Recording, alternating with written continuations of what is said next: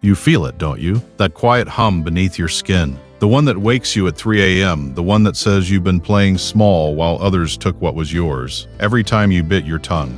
Every time you laughed at a joke that gutted you. Every time you said, "It's fine," when it wasn't. You fed something. And that something is starving for a different meal.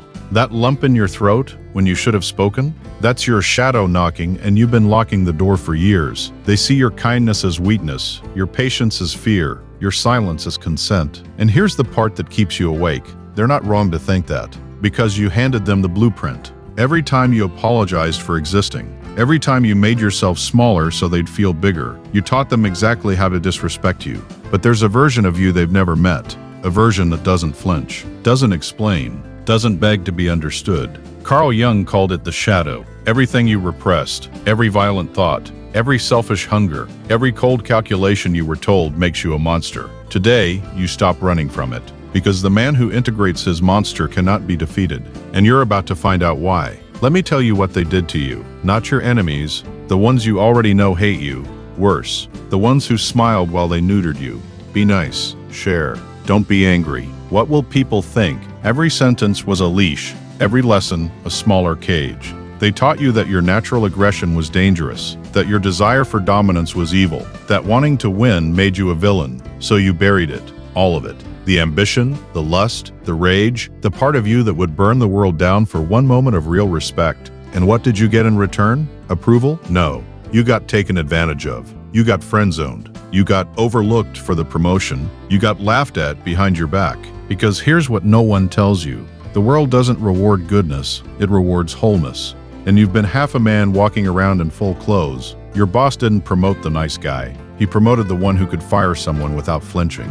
She didn't choose the gentleman. She chose the one who made her feel protected and a little bit afraid.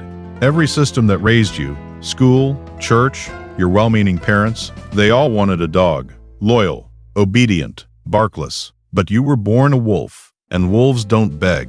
They don't apologize for their teeth. They don't ask permission to exist. The pain you feel, the disrespect, the invisibility, the rage that has nowhere to go, that's not a sickness. That's your shadow screaming to be let back in. And the voice that told you to click this video, that wasn't curiosity. That was survival. Your psyche knew you couldn't last another year as the man you've been. So here's the truth they hid from you. The monster isn't coming to destroy you. The monster has been waiting for permission to save you. Carl Jung was not a self-help guru. He was a deep-sea diver into the human soul. And what he found down there would have gotten him burned in another century. He said, "The shadow is not evil. It's the parts of yourself you rejected because they didn't fit the story you were told to live. Your parents rejected your anger, so you buried it. Your teachers rejected your ambition, so you hid it. Your friends rejected your intensity, so you numbed it."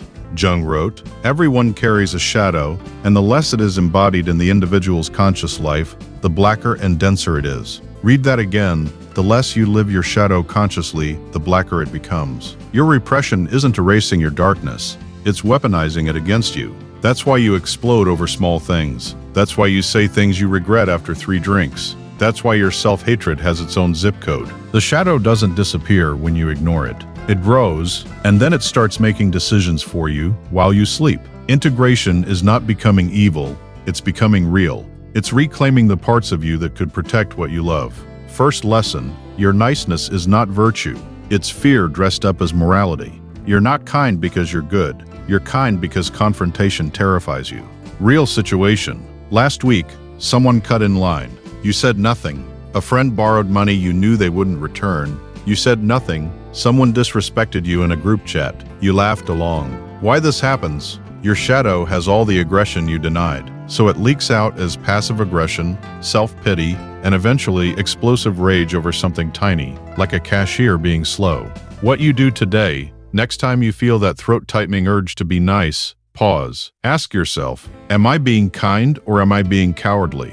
Then speak. 1 sentence. Calm, direct, no apology. Second lesson, your anger is not your enemy. It's your internal security system. Every spike of rage is telling you exactly where a boundary was crossed. Real situation, that sick feeling when your girlfriend checked her phone while you were talking, that heat in your chest when your boss took credit for your work, That flash when your father still treats you like a child. Why this happens? You were taught anger is bad. So instead of listening to what it's protecting, you shame yourself for feeling it.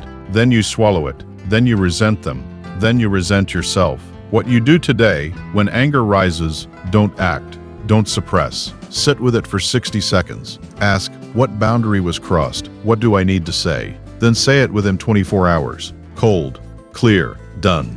Drop this in the comments. My anger is my alarm system. Third lesson, you have predatory instincts. Not because you're broken, because your ancestors survived. And those instincts are the difference between eating and being eaten. Real situation, you felt it. That split-second calculation when a stranger looks at you wrong. That silent ranking when you enter a room. Who's stronger, who's weaker? That satisfaction when you win an argument and they shut up. Why this happens? Civilization told you to suppress these instincts. But civilization is a few hundred years old. Your blood is millions of years old. Guess which one wins at 2 a.m. in a dark parking lot? What you do today, train one skill that activates your predatory mind. Martial arts, heavy lifting, a competitive sport, something where winning requires controlled aggression. Your shadow needs an outlet. Give it a healthy 1/4 lesson. The man who has befriended his darkness is the only man truly capable of protecting what he loves, because he's not afraid to become what the situation demands. Real situation. Imagine someone threatens your sister, your girlfriend, your future daughter. Does the nice guy show up? No. Something else rises. Something older. Something that doesn't negotiate with threats. Why this happens? Love without the capacity for violence is just weakness. The person who cannot hurt anyone cannot truly protect anyone. They can only watch. What you do today. Ask yourself, if someone I loved was in danger right now, could I act? If the answer makes you uncomfortable, that discomfort is a call to train. Physically, mentally, tactically. Drop this in the comments. I protect what I love. I fear nothing. Fifth lesson. You have been living as if your existence requires a vote. It doesn't. The man who integrates his monster stops asking. He starts taking. Real situation. You wait for the pause in conversation to speak. You phrase opinions as questions. You add, just my thought to every statement. You've been apologizing for taking up space since you were 7. Why this happens? Your shadow contains all your rightful entitlement to exist, but because you rejected it, you now seek external permission for everything. From your boss, from women, from strangers online. What you do today, for 1 week, remove sorry, just, maybe, I think, and question marks from your speech. I need this done by Friday. Not could you maybe? Watch how differently the world responds. Sixth lesson. Every time you failed to act, your shadow had a plan. Every time you stayed quiet, your shadow had the words, your shadow is not your enemy. It's your untapped courage. Real situation. That girl you never approached. That job you never applied for. That bully you never confronted. In your imagination, you did all of it perfectly, violently, successfully. Why this happens? Your conscious mind runs risk analysis. Your shadow runs desire. And desire always has better instincts because it doesn't care about rejection. It only cares about winning. What you do today, when you feel fear before action, pause and ask, what would my shadow do? Then do 70% of that.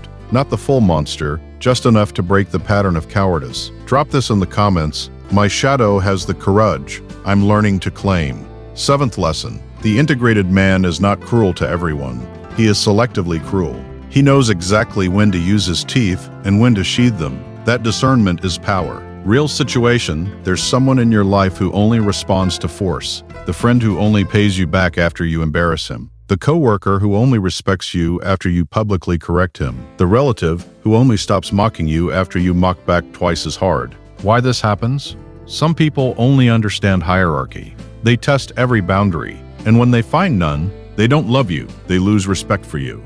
Kindness without a spine is just invitation. What you do today, identify one person who has repeatedly disrespected you. Next time they do it, respond with calibrated force. Not rage, not tears. A cold, precise statement. That's not acceptable. Try again. Silence after. Let them fill it. Drop this in the comments. I am kind. I am not weak. This knowledge is for protection, not destruction.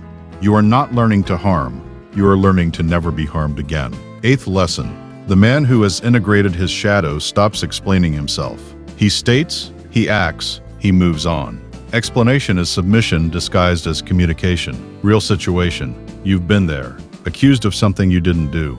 And instead of silence, you gave a 10-minute defense. They didn't believe you more, they just saw how much it mattered to you. And that made you look guilty.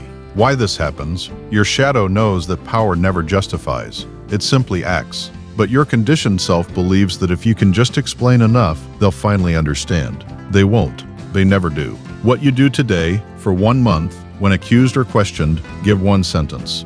Then stop. Let the silence be uncomfortable. Let them wonder. Your lack of explanation is not evasion, it's sovereignty. Remember, the wolf doesn't explain why it hunts. The storm doesn't apologize for the rain. And the integrated man doesn't beg to be understood. He simply is. And that is enough. Drop this in the comments. I do not explain, I act. You've seen the 8 gates, the 8 truths your conditioning tried to hide. Now it's time to walk through the fire, because knowing is not enough. Becoming is everything. The old you is dead. That man who apologized for existing, who swallowed every insult, who smiled while they took from him. He's not coming back, and you shouldn't want him to. You are a weapon pointed at your own future. Every repressed instinct, every denied hunger, every shadow desire, you've been aiming them inward at your own heart for years. Integration is turning the weapon around, not to harm others, but to finally, for the first time in your life, aim at something worth destroying. Your cowardice, your people-pleasing, your fear of being too much. You belong to no one, not your parents' expectations, not your boss's approval, not the algorithm's validation, not her rejection, not their laughter. You are not a pet, you are not a ghost, you are not a product. The integrated man walks into any room and does not ask for space. He takes it. He does not ask for respect. He commands it, not through aggression, through presence. The shadow integrated is heavier than any crown. They will test you. They will poke at the seams to see if the monster is still caged. And when they find nothing but stillness, not weakness, but the stillness of a predator at rest, they will step back and they will remember. You don't need to prove anything. You don't need to win every argument. You don't need to dominate every room. You need to be so whole that no one can break off a piece of you ever again. The man who integrates his monster cannot be defeated. Not because he's the strongest, but because there's nothing left to take from him. He's already made peace with his darkness, and that peace is a fortress no army has ever breached. You made it to the end. That means something. Most men click off when the truth gets too close. You stayed. The shadow recognizes the shadow. Subscribe, not because I asked, because you're no longer the kind of man who waits to be told what to do. You decide what deserves your attention. And this channel deserves a man who's ready to become dangerous in the right way. Your first act as the integrated man is to choose. Hit subscribe, leave a comment, or walk away. But know this, if you walk away, the shadow doesn't leave. It just goes back to whispering, and you go back to wondering why you still feel unseen. Here's your question. Don't answer lightly. Don't answer for me. Answer for the man in the mirror at 3 a.m. What is one part of your shadow you've been running from, that you're finally ready to welcome home?